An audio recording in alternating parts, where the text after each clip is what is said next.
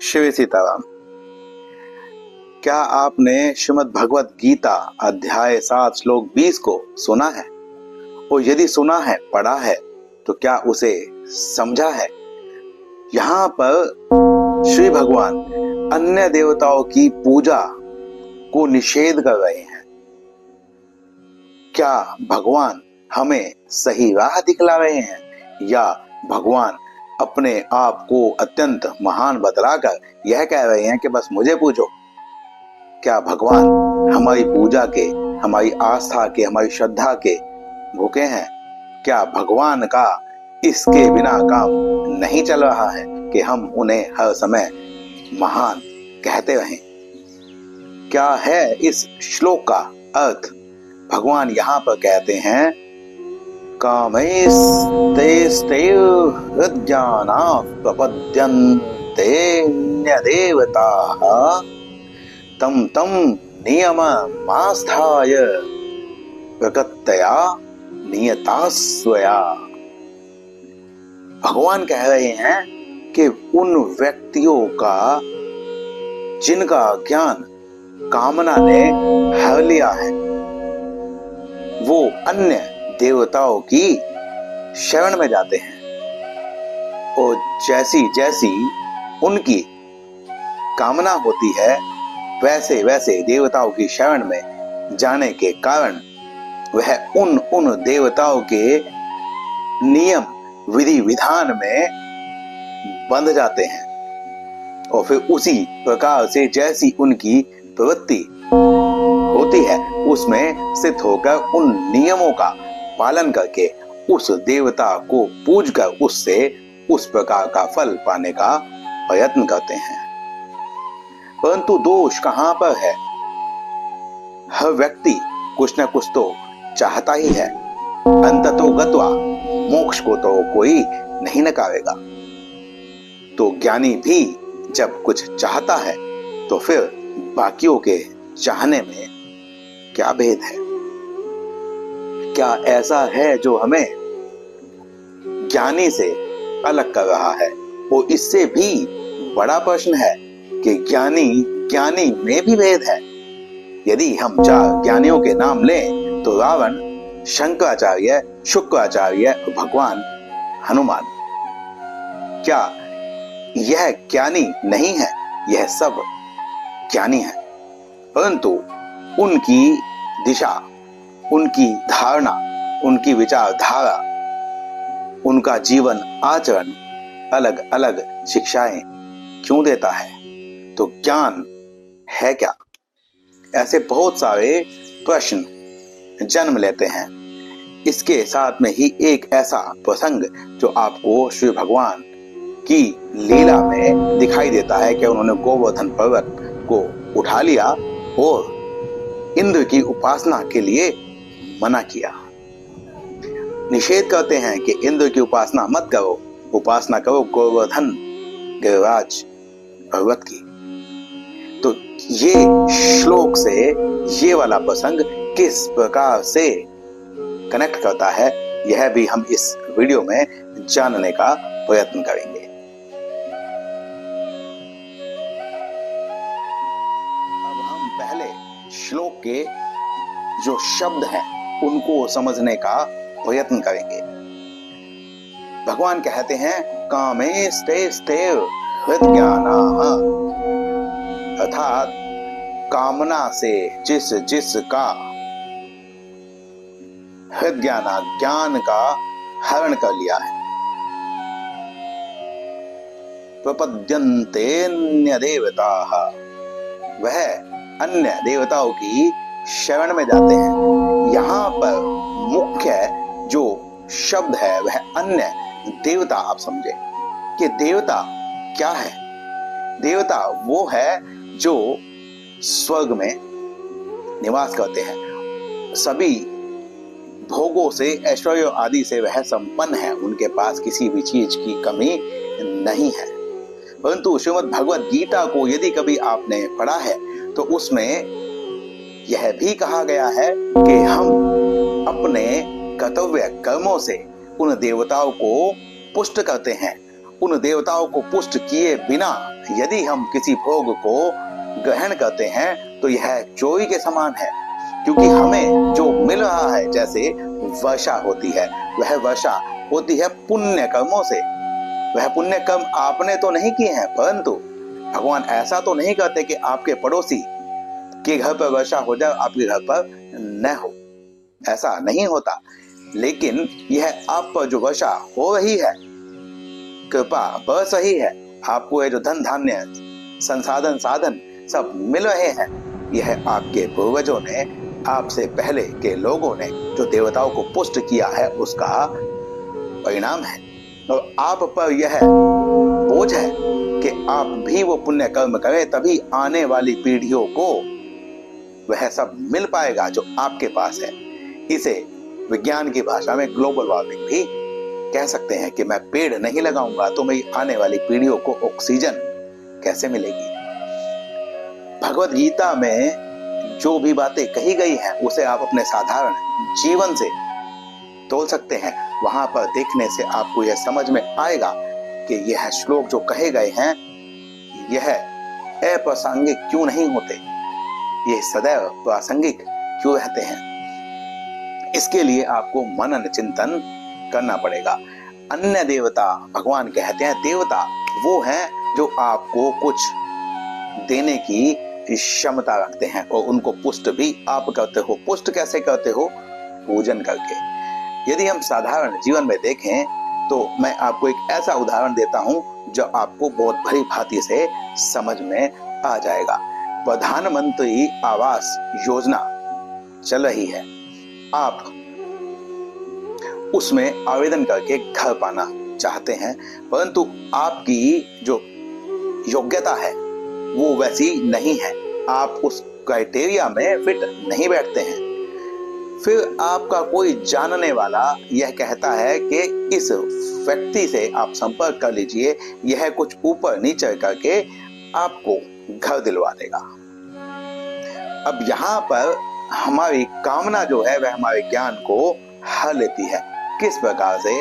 मैं यह नहीं सोचता हूं कि मैं इसका अधिकारी हूं या नहीं, मुझे यदि यह नहीं मिला तो भी मेरा काम चल जाएगा, परंतु मैं यह नहीं सोचता हूं कि जिसको यह एक्चुअली में मिलना चाहिए था, मैं अनैतिक तरीके से उसको लेकर उसके हक को मार रहा हूं।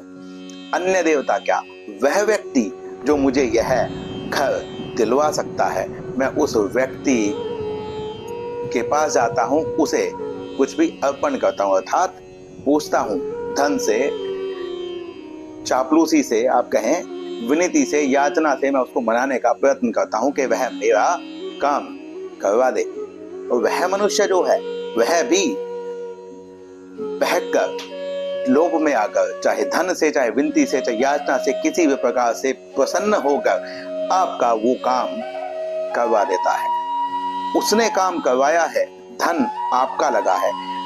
आने वाले समय में यदि जांच होती है और जांच होने पर यह पाया जाता है कि जो आवंटन हुआ है वह आवंटन की विधि जो है वह गलत है, आपका घर कैंसिल हो जाएगा और जो पैसा है वह फंस जाएगा, आप अपराधी की श्रेणी में भी आ जाएंगे। क्या उस व्यक्ति पर इसका कोई असर पड़ेगा? यह भुगतना आपको ही पड़ेगा। उसने तो आपको दे दिया। यहीं पर देवता वाली जो बात है वह समझनी चाहिए कि भगवान से हम जब कुछ मांगते हैं तो हर बार हमें वह नहीं मिल जाता है। क्यों नहीं मिलता है? क्योंकि भगवान हमें बस वही देते हैं जिसके हम अधिकारी होते हैं। भगवान विष्णु को आपने बहुत अधिक वरदान देते हुए पौराणिक कथाओं में या कहीं भी नहीं सुना होगा, परंतु देवता जो होते हैं वह वर दे देते हैं, वह वरदान दे देते हैं। वह यह चिंतन नहीं करते हैं कि क्या आपके लिए सही है, क्या गलत है। जिस प्रकार से उस व्यक्ति ने आपको घर दिलाने से पहले यह चिंतन नहीं किया था। आपके देवता कौन हो सकते हैं? जब आपको धन की कामना है, आप धन चाहते हैं, धनी होना चाहते हैं, बहुत बड़ा होना चाहते हैं, तो आपका देवता धन बन जाता है और उसे देने वाला जो साधन है उसको आप पूजने लगते हैं कि बस मुझे यह मिल जाए। आप जब मंदिर में जाते हैं, भगवान की पूजा करते हैं, दीप अर्चन करते हैं, नारियल चढ़ाते हैं, तब वहां पर जाकर आप धीरे से यह नहीं कहते कि ये वाला काम करवा दीजिए। बहुत सारे लोग तो ऐसे भी हैं जो कहते हैं कि मेरा काम करवा दीजिए, मैं 11 रुपए का, 101 रुपए का, 1000 रुपए का या लाख रुपए का, करोड़ रुपए का प्रसाद चढ़ाऊंगा या दान करूंगा। क्या यह व्यापार नहीं है? इस व्यापार में लाभ और हानि दोनों होंगे, क्योंकि व्यापार में ये दोनों चीजें ही निहित होती हैं। कोई ऐसा व्यापार नहीं है जिसमें बस लाभ ही हो, और कोई ऐसा व्यापार नहीं है जिसमें सिर्फ हानि ही हो। निर्भर यह करता है कि आपने इसे किस प्रकार से लिया है। एक शब्द और इस श्लोक में आता है, हृद्ज्ञाना, अर्थात जिसका ज्ञान हर लिया गया है। भगवान ने यहाँ पर मूर्ख नहीं कहा है, ऐसा नहीं कहा है कि उसके पास ज्ञान नहीं है। भगवान कहते हैं उसके पास ज्ञान है, पर उसका ज्ञान हर लिया है। यह हरने वाला कौन है? कोई देवता है, कोई असुर है, कौन है? यह आपकी कामना है। अब यह कामना जिस प्रकार की होगी उसी प्रकार से आपका ज्ञान उसकी सेवा करेगा। हमने बतलाया कि जैसे आप उस व्यक्ति के पास घर लेने गए तो वह व्यक्ति जिस प्रकार से आपको चलने के लिए कहेगा, जो जो कागज देने के लिए कहेगा, जो जो प्रक्रिया करने के लिए कहेगा, वो प्रक्रिया आप करेंगे, क्योंकि आपका ज्ञान उस घर लेने वाली कामना ने हर लिया है। तो इसलिए यहाँ पर किस प्रकार से ज्ञान हरा गया? ज्ञान समाप्त नहीं हुआ, ज्ञान आप में है। अब आपका ज्ञान आपकी गलती को सही ठहराने में काम आ रहा है। ऐसा नहीं है कि ज्ञान नहीं है, ज्ञान है। वह अब उस कामना की सेवा कर रहा है, इसलिए उस कामना का सेवक होने के कारण वह अपने स्वामी को सही ठहराने का प्रयत्न कर रहा है। वो हर प्रकार के तर्क वितर्क उदाहरण आपको देगा, जिससे यह समझ में आएगा कि आप जो कर रहे हैं वह सही है। गलत की तरफ वह ध्यान जाने ही नहीं देगा। यही ज्ञान का हर लिया जाना होता है। अब तम तम नियममास्थाय, तम तम अर्थात मैंने आपको बतलाया, तम तम जैसी जैसी आपकी कामना होगी वैसे वैसे व्यक्ति को, उस कामना पूरा करने वाले को आप देवता मान लेंगे। यहाँ पर पारंपरिक देवताओं का निषेध नहीं है। यहाँ पर वह शक्ति सत्ता जो आपकी उस कामना को पूर्ण कर सकती है वही आपका देवता है। उसके बताए हुए नियम प्रक्रिया को अपनाकर उस कामना को पूरा करने का जो आपका संकल्प है वही उसका नियम में स्थित होना है। आपकी प्रवृत्ति जैसी है वैसी ही आपकी कामना होगी। इसीलिए यहाँ पर नियता स्वया कहा है, क्योंकि हर व्यक्ति की कामना प्रवृत्ति अलग अलग होती है। इसलिए भगवान ने यहाँ पर अलग अलग के लिए कह दिया है। अब हम इस प्रसंग को समझते हैं कि भगवान श्री कृष्ण ने वो जो गोवर्धन पर्वत उठाने वाली लीला है वह क्यों की थी। ब्रजवासी जो थे वह भगवान इंद्र को पूछते थे, क्योंकि यदि वह उन्हें न पूजे तो फिर वर्षा नहीं होगी। यहाँ एक भक्ति नहीं थी, यहाँ एक व्यापार चल रहा था। पूजा करने से भगवान इंद्र वर्षा करते थे, वर्षा करने से खेती होती थी और ये सब चक्र की तरह चलता रहता था। परंतु यहाँ पर कर्तव्य से अधिक अहंकार दिखाई देता है कि वो व्यक्ति यदि पूजा न करे तो भगवान इंद्र रुष्ट हो जाएंगे और फिर वह वर्षा नहीं करेंगे। जबकि यह एक चक्र है, हमने बताया कि यह चक्र चलना चाहिए, आपका यह कर्तव्य कर्म है, यह आपको करना चाहिए। परंतु मनुष्यों को यह समझाने के लिए कि क्या करना सही है वो क्या करना गलत है। भगवान ने यह लीला की थी।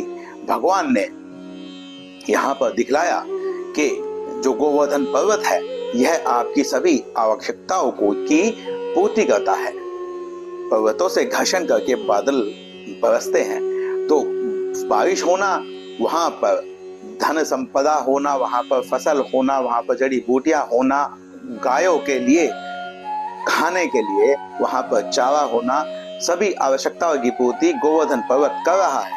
तो फिर भगवान कहते हैं कि जब तुम ऐसा वर्षा सिर्फ चाह रहे हो, परंतु खाली वर्षा होने से तो सब कुछ नहीं हो जाएगा, उसके लिए इस पर्वत का भी तो योगदान है।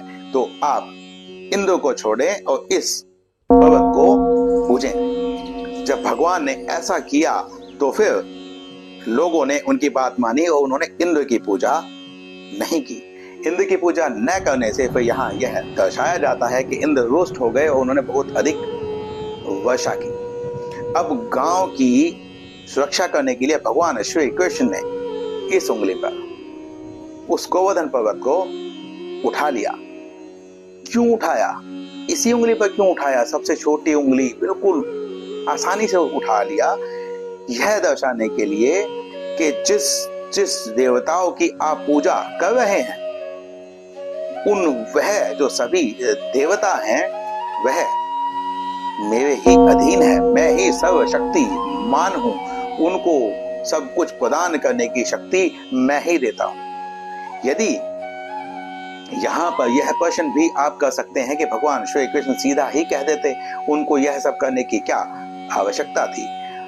जो कामी व्यक्ति होता है, जो अपनी कामनाओं की पूर्ति के लिए पीछे भागता रहता है, यदि उसको सीधा आप तत्व ज्ञान देंगे तो वो ग्रहण नहीं कर पाएगा। भगवान धीरे धीरे व्यक्ति को अधिकारी बनाते हैं। भगवान ने वहां पर इंद्र से उनकी आस्था को स्थिर किया गोवर्धन पर्वत में, और फिर गोवर्धन पर्वत को अपनी सबसे छोटी उंगली पर धारण करके यह दिखलाया कि तुम्हारा भरण पोषण करने वाला, तुम्हारी रक्षा करने वाला, तुम्हारे योग और क्षेम का देखभाल करने वाला, उसे देने वाला सर्वशक्तिमान ईश्वर सत्ता मैं ही हूं। भगवान कहते हैं कि सीधा रास्ता अपनाना चाहिए, आपको उससे मांगना चाहिए जो देने में सर्व समर्थ हो और आपके अधिकार का भी ध्यान रखे कि जो आपको दिया जाएगा वह आपका विनाश तो नहीं कर देगा, तो फिर वह नहीं देंगे। हालांकि मांगना सही नहीं है। तुलसीदास जी कहते हैं, होई है वही जो राम रचि राखा, को करे तर्क बढ़ावे शाखा। तो तर्क वितर्क नहीं करना चाहिए, शरणागति में रहना चाहिए। जो मिले उसे सहर्ष स्वीकार करना चाहिए, चाहे वह दुख है और चाहे वह सुख है। यह इसीलिए करना चाहिए क्योंकि आपको यह पता होना चाहिए कि जो आपको मिल रहा है वही उसके ही आप अधिकारी हैं, न कि आप चाहते सुख है, आपको मिल रहा दुख है, तो आप जिससे मिल रहा है उसको भला बुरा कहने लगे, यह गलत हो जाएगा। अब अन्य देवताओं की पूजा क्यों नहीं करनी चाहिए? और कामी जो मनुष्य है, जिसका ज्ञान हर लिया गया है, उसके साथ क्या क्या हो सकता है? क्योंकि उसकी भक्ति का, उसकी कामना का, उसकी क्रियाओं का जो केंद्र है वह सर्वशक्तिमान सर्वसमर्थ भगवान नहीं है, उसकी कामना है। वह भगवान के पास जा ही इसलिए रहा है क्योंकि उसकी कामना पूर्ण हो सके। परंतु इसमें दोष क्या है? हमने कहा था कि मांगता तो ज्ञानी भी है, चाहे मोक्ष ही मांगता हो। मांगने में दोष क्या है? और इससे क्या होता है? जो कामी मनुष्य होता है, जिसका ज्ञान हर लिया गया है, वह जब किसी देवता से कुछ मांगता है और जब देवता उसे वह सब नहीं देते जो उस मनुष्य को चाहिए, तो फिर प्रक्रिया शुरू होती है। वह जो व्यक्ति होता है वह देवता बदल लेता है, वह उस व्यक्ति को ही, उस सत्ता को ही देवता मानता है जो उसकी कामना की पूर्ति करे। वह एक देवता से दूसरे देवता पर जाता है, दूसरे देवता से दूसरे मत पर जा सकता है, दूसरे मत से वह दूसरी आस्था पर जा सकता है, धर्मांतरण पर जा सकता है। अंत में जाकर वह यह भी कह सकता है कि कोई देने वाली सत्ता नहीं है, भगवान होते ही नहीं है। वो वहां तक भी जा सकता है, अर्थात पतन की अंतिम सीमा तक वह जा सकता है। इसलिए कामी मनुष्य जो है उसको भगवान सही नहीं बताते हैं, कामना को भगवान सही नहीं बताते हैं। कामना का त्याग कर देना चाहिए। यह कामना ही है जो हमारा पतन करवाती है। रावण इतना ज्ञानी था, क्या वह नहीं जानता था कि उसकी जो कामना है वो उसका पतन करवा रही है? माता सीता का जो हरण है वह जो कर रहा है उसे यह नहीं पता था कि यह पाप है, यह गलत है, इसका मुझे दंड भुगतना पड़ेगा? क्या उसे नहीं समझ में आ रहा था तो माता मंदोदरी ने, विभीषण ने समझाने का प्रयत्न नहीं किया था, परंतु कामना ने उनका ज्ञान हर लिया था। शुक्राचार्य जी का भी आपने नाम सुना होगा, जो दैत्यों के गुरु हैं। ज्ञान की यदि बात की जाए तो देव गुरु बृहस्पति के समकक्ष वह थे। तो कोई यह तो कह ही नहीं सकता कि उन्हें ज्ञान नहीं था, परंतु उनका ज्ञान किसकी सेवा कर रहा था? उनका ज्ञान सेवा कर रहा था उनके उस लक्ष्य की, जिस लक्ष्य में वह असुरों को इंद्र का सिंहासन दिलाना चाहते थे, देवताओं को हराना चाहते थे। तो उनका ज्ञान उनके पक्ष को विजय दिलाने के उस लक्ष्य की ही सेवा कर रहा था, और वह सही और गलत में भेद करना समाप्त कर दिए। क्योंकि वह यदि गुरु थे तो गुरु का जो कर्तव्य होता है वह यह होता है कि वह अपने शिष्यों को सही मार्ग दिखलाए, सही राह पर लेकर जाए। परंतु शिष्य माने या न माने यह शिष्य पर निर्भर करता है, लेकिन गुरु अपने कर्तव्य को किस प्रकार से छोड़ सकता है। यदि आपको यह समझना है तो फिर अगले पात्र पर हम चलते हैं, शंकराचार्य जी। इनके पास भी ज्ञान था, अद्भुत ज्ञान, अद्भुत बुद्धि। उन्होंने उस ज्ञान को प्राप्त करके अपनी सेवा में नहीं लगाया। वो स्वयं का मोक्ष नहीं चाहते थे, वह चाहते थे इस संसार में जो व्यक्ति हैं वह सही राह पर चले, धर्म की पुनः स्थापना हो, लोगों के आचरण में धर्म रहे, जैसे जिससे उनका कल्याण हो सके। यह ज्ञानी की एक परिपक्व अवस्था है। इसके बाद आते हैं हम हनुमान जी पर। बल के लिए उन्हें लोग जानते हैं मंगल करने वाले, वो जानते हैं कि वह उनका कष्ट हर लेंगे, परंतु शास्त्रों में बस इतना सा ही नहीं है। हनुमान जी को ज्ञानी नाम अग्रगण्यम कहा गया है। ज्ञानियों में सर्वश्रेष्ठ, सबसे आगे पहली पंक्ति में खड़े होने वाले। हमने इस पर एक वीडियो भी बनाया था कि नारद जी को जब विष्णु जी ने वानर का मुख दिया था तो वह क्यों दिया था? क्योंकि संत की रक्षा करना भगवान का एक धर्म है। इसीलिए उन्होंने यहाँ पर ज्ञानी नाम अग्रगण्यम हनुमान जी का मुख उन्हें दिया, ताकि उनका ज्ञान फिर से जागृत हो सके और वह वापस सही राह पर लौट सके। हनुमान जी ने स्वयं के लिए कोई कामना नहीं की। पूर्ण ज्ञानी होने के पश्चात भी वह बस वही करते थे जो भगवान श्री राम की इच्छा होती थी, जो धर्म के अनुकूल होता था, जो मर्यादा के अनुकूल होता था। तो हनुमान जी ने पूर्ण जीवन यही किया। तो यहाँ ज्ञानी की चार अवस्थाएं आपको अलग अलग देखने को मिलती हैं। इसीलिए भगवान ने कहा कि ज्ञान को हर लिया। जिसका ज्ञान जिस प्रकार की कामना हरेगी वह उस कामना का सेवक बन जाएगा, और फिर उस कामना की पूर्ति के लिए जो भी नियम होंगे उसमें स्थित होकर ही क्रिया करेगा। जैसे हनुमान जी ने की कामना की कि वे भगवान श्री राम की शरणागति, भगवान श्री राम का कार्य करेंगे। भगवान हनुमान कहते भी हैं कि भगवान श्री राम का काम किए बिना मुझे विश्राम कैसे मिल सकता है।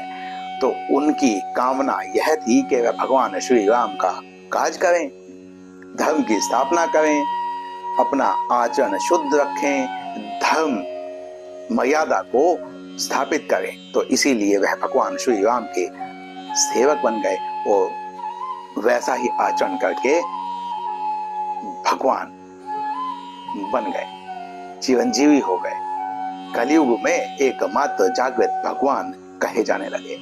तो इसलिए हमें यह समझना होगा कि कामना हमारे ज्ञान को हरने ले। हम मूर्ख नहीं हैं, हम मूढ़ नहीं हैं, परंतु हम कोई ऐसा कार्य करते हैं और वहां पर हमें जब अपना थोड़ा सा लाभ दिखाई देता है तो हम यह सोचते हैं कि इतना तो चलता है, सभी लोग करते हैं, मैं भी कर लूंगा तो क्या फर्क पड़ जाएगा।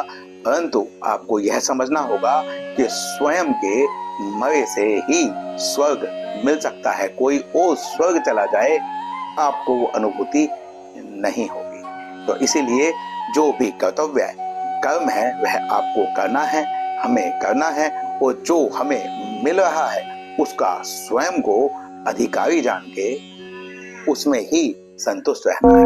मैं आशा करता हूं कि मैं अपना वक्तव्य आप तक पहुंचाने में सफल रहा हूंगा। यदि कोई त्रुटि हुई हो तो क्षमा कीजिए।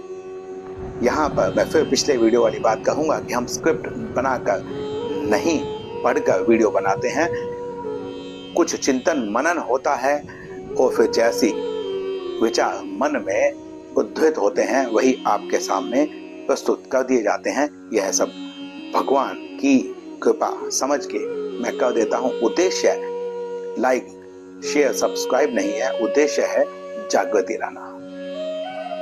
मिलते हैं किसी अगले वीडियो में, किसी अगले श्लोक में। श्री सीताराम।